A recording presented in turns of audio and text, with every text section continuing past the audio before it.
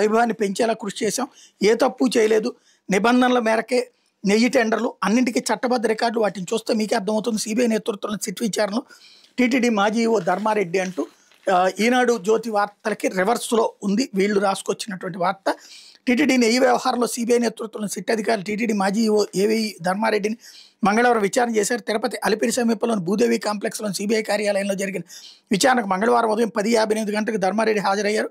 మధ్యాహ్నం 2 గంటలకు భోజన విరామం ఇచ్చారు. భోజన విరామం సమయంలో మీడియా సిబ్బంది మాట్లాడండి అని కోరగా ధర్మారెడ్డి మీడియా ముందుకు వచ్చి ఫోటోలు వీడియోలు తీసుకోమని చెప్పారు.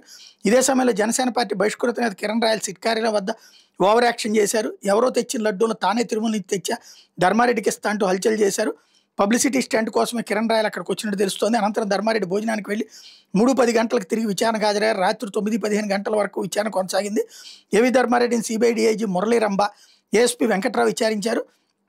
ధర్మారెడ్డి వాగ్మూలాన్ని నమోదు చేసుకున్న టెండర్ల ప్రక్రియపై అనేక ప్రశ్నలు వేసినట్టు సమాచారం. సిబిఐ అడిగిన ప్రతి ప్రశ్నకు ధర్మారెడ్డి స్పష్టంగా సూటిగా సమాధానం ఇచ్చారని తెలిసింది. టీటీడీలో ల్యాబ్ లేని కారణంగా నాణ్యతను ఎలా గుర్తిస్తారు? నాణ్యత పరిశీలనకు నెయ్యి శాంపిల్ని ఏ ల్యాబ్కి పంపించి టెస్ట్ చేయించారు? ల్యాబ్ రిపోర్ట్ ఆధారంగా నాణ్యత లేని నెయ్యి సరఫరాకు టెండర్ ఎలా ఖరారు చేశారు? మీ ప్రమేయం లేకుండా మీకు తెలియకుండా కల్తీ నెయ్యి వ్యవహారం జరిగిందంటే ఎంతవరకు నమ్మదగింది? నాసిరకం నెయ్యిని సరఫరా చేసిన డైరీ యాజమాన్యంతో ఎందుకు మాట్లాడుతూ వచ్చారు? బోలేబాబా, వైష్ణవి, ఏఆర్ డైరీల సామర్థ్యంపై విచారణ జరిపారంటే అధికారులు ప్రశ్నించినట్టు తెలుస్తోంది. వీటన్నిటికీ ధర్మారెడ్డి సూటిగా సమాధానాలు ఇచ్చారని సమాచారం. ఎలాంటి తప్పు చేయలేదని నిబంధనల ప్రకారమే అన్ని టెండర్లు ఖరారు చేశామని చెప్పినట్టు తెలిసింది. కల్తీ జరిగిన మీరు ఎందుకు చర్యలు తీసుకోలేదని ప్రశ్న అసలు కల్తీ జరగకుండానే యాక్షన్లు తీసుకుంటామని ఎదురు ప్రశ్నించినట్టు సమాచారం. భక్తుల అభిప్రాయ సేకరణ ఎందుకు చేపట్టలేదని కల్తీ వ్యవహారంలో మీ వైవి సుబ్బారెడ్డి పాత్ర ఏంటనే ప్రశ్నకు నెయ్యి కల్తీ జరగనప్పుడు తమ పాత్ర ఏముంటుందని ధర్మారెడ్డి స్పష్టం చేసినట్టు తెలిసింది. అధికార నిర్ణయం తీసుకున్నారు, పాలక మండలి నిర్ణయం మేరకు సంతకం చేశారని సిబిఐ అధికారులు ప్రశ్నిస్తే చట్టబద్ధంగా చేసిన రికార్డులు ఉంటాయని వాటిని చూస్తే మీకే అర్థమవుతుందని ధర్మారెడ్డి చెప్పారని సమాచారం.